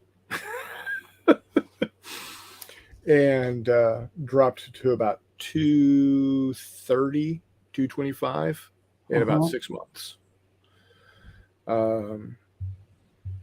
Got down to a little slower. I got down to about 210, 205, got back up to about 225, and then COVID hit me like a fucking truck. And I dropped to 285. Oh no, 295. You mean 195? Yeah, 195. Thank you. 195. And then I recovered from that, and then like 4 months later, got a week-long stomach flu and dropped down to about 180, almost 175. And that was 2 years ago now. I'm back up to about 210. So that's about what I am. My fighting weight is about 180, 185. I need to get back to that. I would like to be back down under 200. Maybe 195. I think I'm good. But 210's not horrible. Oh, not at all. Not for 6'3". Yeah, well, I'm 6'2" now. Oh, yeah, that happens. Because I'm getting old. Yeah, well, I told you I've lost 2 inches of height. Yeah, lost and then went. Well, yeah. Now I did lose about 160 unsightly pounds in 1999. Right. When I got divorced. Yeah. My dad used to tell me if I wanted to lose 25 pounds of ugly fat, I should cut my head off. Yeah. Yeah. Yeah, from my dad. Yep. Dads will do it to you every time. Yeah. So hopefully everybody that had the chance did take the chance to give their fathers a call this past Sunday. For those that don't have that opportunity for various and sundry reasons, I know where you are when it comes to that with my mom. So, yeah, my father passed away last year, the day before my birthday. That's gotta suck. Yeah. So, luckily, I still got my dad kicking. Still got my stepmom. Both mom and stepdad have passed. So, the only strange thing about that was my grandfather had passed away on my 10th birthday. And actually, yeah, it was 2 years ago because it was on my 60th birthday. Yeah. So it would have been like 50 years apart had he passed on my birthday, both my grandfather and my father passing on my birthday, which would have been strange, but. Man, you're old. I know. I know. Oh. But luckily, I've got the face of a 75-year-old. So. Yeah, well, here I am at 53, and people have always thought I was older. Even I was flying from San Antonio back up to Kansas City. I had just turned 17, went down to get my Texas driver's license. Because my plan was to graduate high school and move back to Texas. And so having the Texas driver's license established me as a Texas resident, which gave me in Texas state tuition at state universities, right? Got it. Okay. So I'm flying back from San Antonio to Kansas City, and I'm sitting next to this girl on the plane, and she's wearing a K-State sweatshirt or t-shirt, probably a t-shirt because it was in the middle of summer. I shouldn't say middle of summer. It was the end of spring because it was the first week of June, so not summer. I need to remember to ask you a trivia question here in just a second. Anyway, and she says, "Oh," and we started chatting. And I said, "I noticed you're wearing a K-State shirt. you flying back to Manhattan? He said, yeah, I grew up in Kerrville, but I'm going to K-State. I'm a sophomore. Like, oh, okay, cool. I'm going to be let's see, 87. Yeah, I'm going to be a senior this year. And so, oh wow, where do you go to school? I said, I go to school in the Kansas City area. So, oh really? What school? We might know some of the same people. It's like, I'm thinking, I doubt it. No, it's not. Well, I'm going to be graduating from Lee Summit High School. You're senior in high school? Yeah. Oh, I thought, what did you're 18? Did you miss a year? Like, well, I did miss a year, but I just turned 17. Oh. I graduated high school at 17.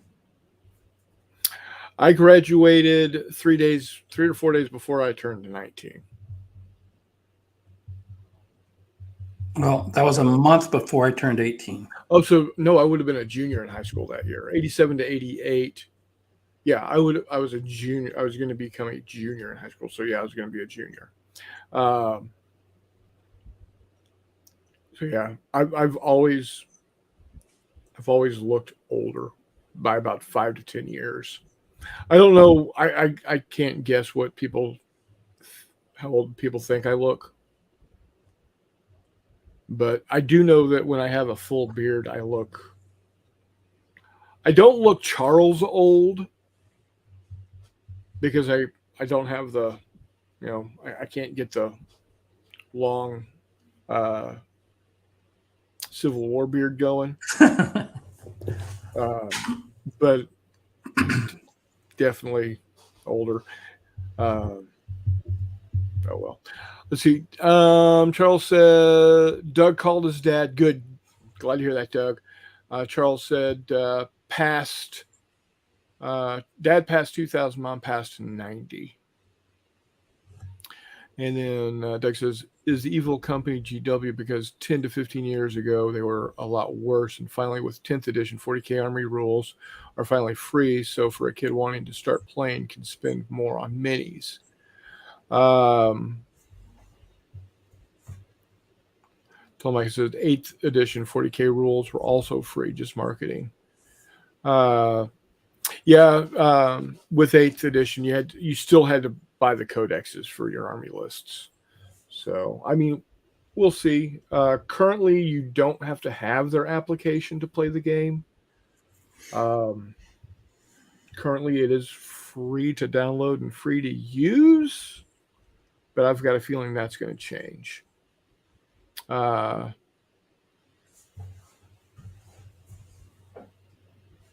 I resemble that. Yeah, Charles, hey. I am happy every day that I wake up, man. I might get down and depressed from time to time for various reasons, but the fact that I'm vertical on this side of the dirt is a ray of sunshine from time to time.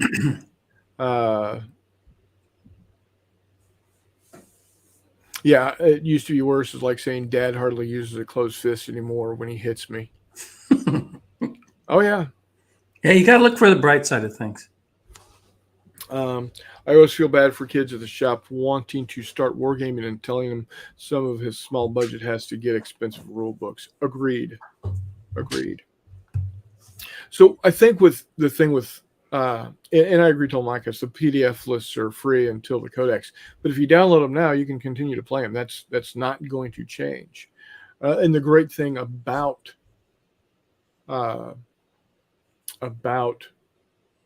now, to be honest, is we do have PDFs. So, used to be I had no option whatsoever but to buy, the Blood Angels Codex And if I wanted to play, and I never liked playing competitively, but I did play competitively. I wasn't competitive by any stretch of the imagination. You would have to buy the codex. The great thing now is people are putting PDFs out legally or illegally. I don't care. And if that's all I need to play, then that's all I will get. If at some point in time Games Workshop says, well, if you want to play this game with this list, you need to buy this. Well, you know what? I'm not playing in your games, so I'm fine using what I use. So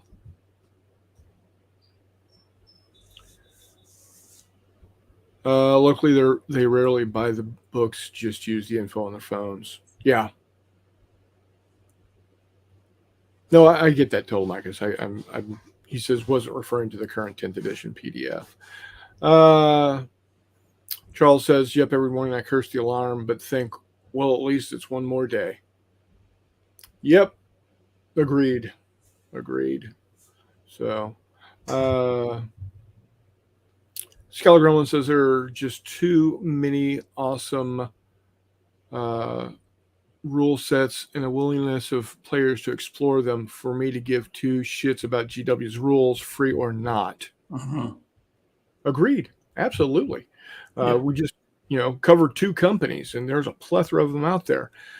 Well, Isabel Salazar says, hello. Hello, Isabel. Welcome. Hi, Isabel. Nice to see you.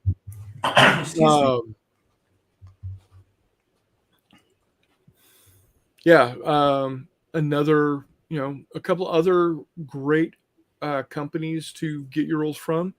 And you want to talk about free, getting games for free, you'd look no further than Ground Zero Games with Stargrunt, Dirtside, and Full Thrust and Full Thrust Light. I know of a place where you can get like 48 games. Yeah. Just go to itch.io and they will be able to get you 48 postcard sized games that allow you to play to your heart's content. Yeah. So what I honestly have never played any of the 1-page rules. Now 2-hour war games, Ed Tashira is got some good going there with the 2-hour war games. Those are a lot of fun, but I have not played the 1-page rules. Those I have not done. I've got some of their STLs, and they've got some great sculpted minis. There's some great files.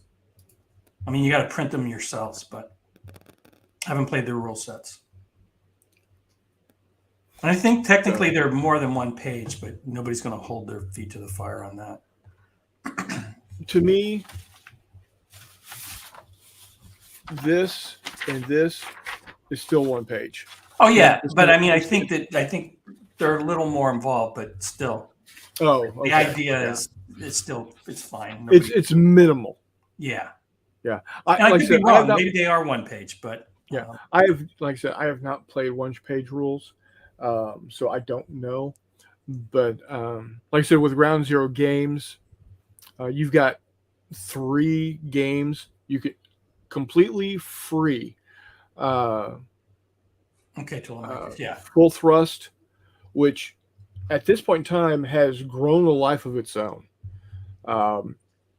The game was initially put out right around the turn of the century. That's really weird to say. In my brain that was 1900. Right. But yeah, if I remember correctly, the original Full Thrust came out about around late 90s, early 2000s. And he put it out for free. He does make his own miniatures, but you don't have to use his miniatures to play the games. Mm-hmm. And people have glommed on to these rules and have expanded them. And there's an entire compendium book available on PDF that's high quality. That What's the rule set again? Full Thrust. Full Thrust. Oh, okay. Games. I've heard of it. Yeah. Yeah. And Full Thrust Lite is a great convention game. My brother did Star Trek TOS using the miniatures from Zachi Game Scenics, I think it's called. Anyway, plastic. They're plastic starships that are based off of the designs in the Star Trek technical manual from the late 70s, early 80s. So you had the original Constitution class, and then you had the 3 nacelled Federation class Dreadnought, and then you had the little single nacelle Scouts and Destroyers, and then the tugs that looked kind of like the Reliant, but had a clamp that you could put tubes, etc. Okay. It's a great set of rules, completely free, and like I said, people have run with it to now there is a full compendium of additional rules with additional weapon systems and all kinds of stuff. It's nice. A lot of fun. So that's your space fleet combat game. Then and he's got a full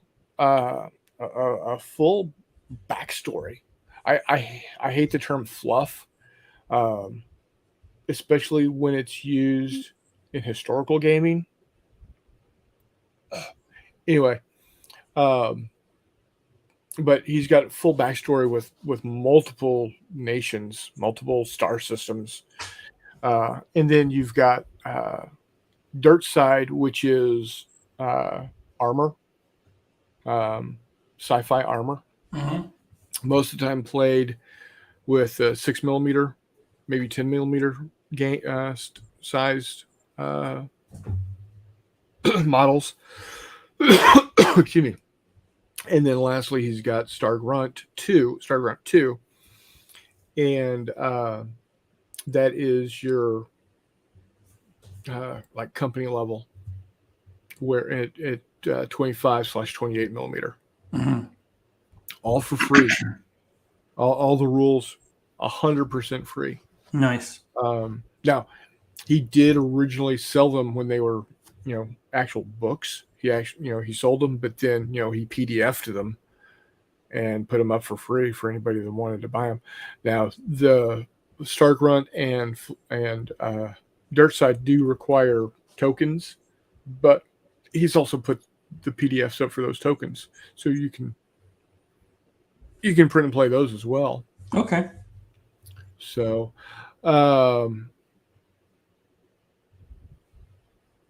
yeah. Okay. Yeah. Walkabout, Chris Long says GZG is amazing. Full Thrust has been playing since it came out in '89. So yeah, there you go. I couldn't remember how far back. I couldn't remember when we started playing, but yeah, '89 sounds about right. It's the same year I graduated high school. Full Thrust is the go-to for modern Trekkie wargamers. Yes, it is. I play Babylon 5, Battlestar Galactica, Trek, Star Wars with Full Thrust.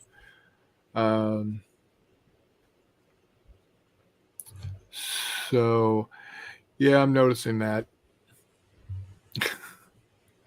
Apparently, I have a really big fan.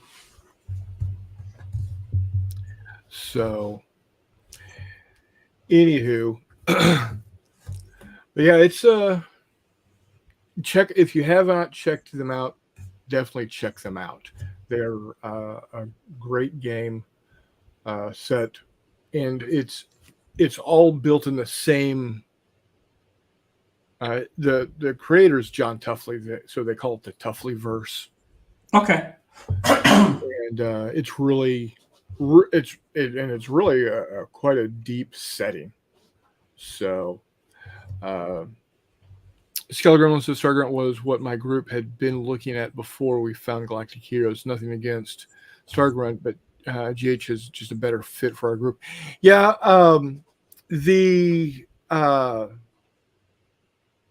the thing with Stargrunt, it is pretty. It's counter heavy, and it's very much a game of its time. It's still fun. I still like to play it, but to be able to just sit down and get a game in, Galactic Heroes is a much better game to go, to play, especially in a convention setting. It moves a lot faster. Um, my game group in Kansas City still plays the Stargrunt a lot, quite a bit. So that's definitely something that gets brought. Now we do play Galactic Heroes a lot as well, and Jay Wiley is played has played Stargrunt quite a bit. So, and honestly, the let's see here. Oh, where are you? I don't know. Wait, is it this book?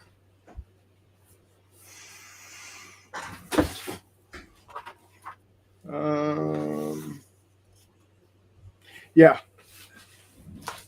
So, Tomorrow's War by Ambush Alley. It's their science fiction wargaming based off of Force on Force. The introduction, the foreword, was actually written by John Tuffley. So, because Sean admits that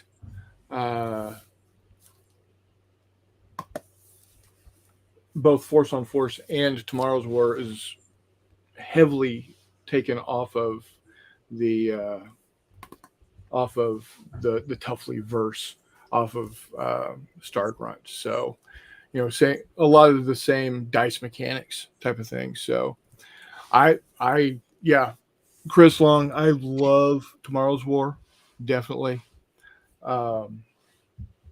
It's a great game. I got plenty of scenarios. I got 4 or 5 scenarios for that. We've been talking Hissy about scenario creation. Yeah, so it's really, really good stuff. So I actually have one here on something I'm working on.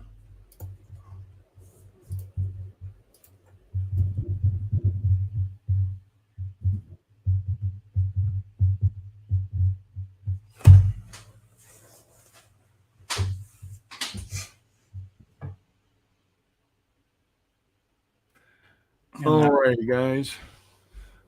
Anybody got anything else?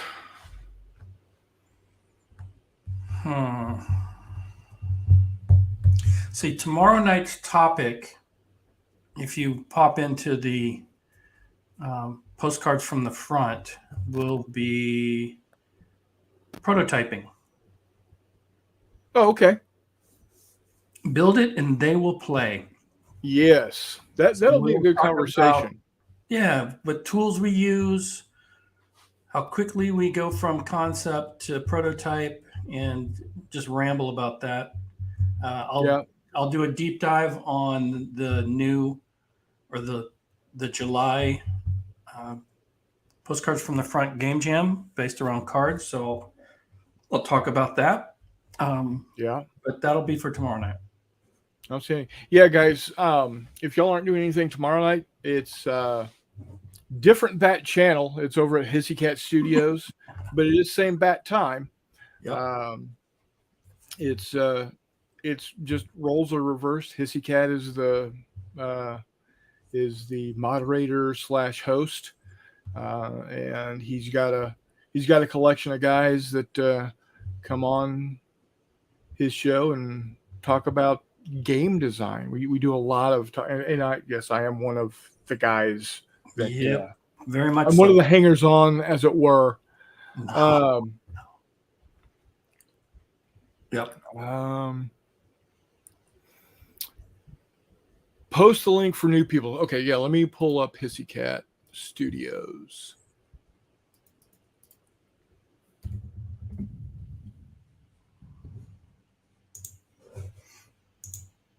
Okay. Well, I will just do a link straight to the video since you've already got it up there. Oh yeah, it's going live in 21 hours. Yeah, I'll be there. We'll be there. Yep. Yeah, it was just so we're more of a free range type of chat here, but over at Hissy's show, we do a little more focused on game creation, whether it's like he said, prototyping or play testing or plethora of other things. And then Friday night, we're going to have the Discord chat. Not going to be anywhere on video, but we will be over there on Discord. And then Saturday night, Not Jay Builds, and Not Jay Builds is going to be building Boba Fett. Hey, I got a new title or subtitle for your painting series. Oh, I think if you market this right, you might get a really big audience. 50 Shades of Grey. Oh, come on! Horrible. You know, it's a great name, but you're gonna want to use it. There might be a whole lot more. Exactly. Groups of exactly that there. Exactly. So. That's my point. Anyway, guys, and also ties into a bunch of old guys with gray beards. Yeah, exactly. Yeah, gray. Come on, there's so many tie-ins here, man. Oh, there is tie-ins. Good Lord. All right, guys. There's a full plate of stuff coming this weekend. Come check us out. Let me say one last thing. Next week on the Postcards from the Front, we will have Mark Walker on. Yes. Yeah. So Mark Walker of Flying Pig Games. Exactly. Yeah. Flying Pig Games. And then David Thompson, as soon as I can tie him down. I know he's at Origins this week, so I was going to wait till he's done with that before I finalize with him in July. And I've got a few other guests that I'm tentatively going to get involved. So there we go.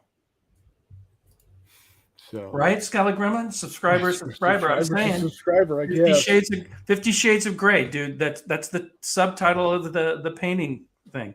There you go. Let people think what they want to think. They'll show up, and then they'll be like, "Dang, that Chris is sassy. He's so sassy." I guess I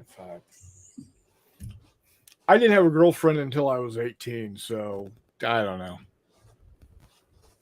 Anywho, guys, I do want to thank every single one of y'all for coming on. Scalagremlin and Chris Long, Doug and Ptolemicus and Isabel. Thank you. Let's see. Oh, we did have the old Grognard. Devin was on. We need to get Devin on the show again here. We should be getting closer to getting an update on World at War 85. Fire and Fury. Not Fire and Fury. Blood and Fury. Yeah.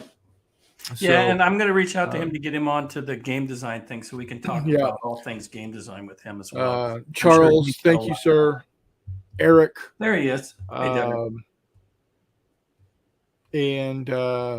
Warmutt, thanks for popping in. And of course, Hex to Hex. Yep. Thank you, sir. Thank you. Oh, and Meandering Mike. One and all, I want to thank you guys.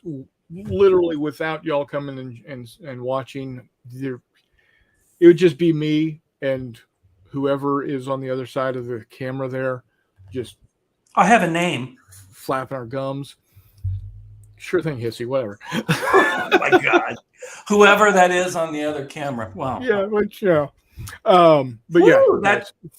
Thank you. I love you long time too. Y'all take care, and we will. Thank you, Devin. I'll reach out to you. As always, Until next time, we'll see you on the flip side.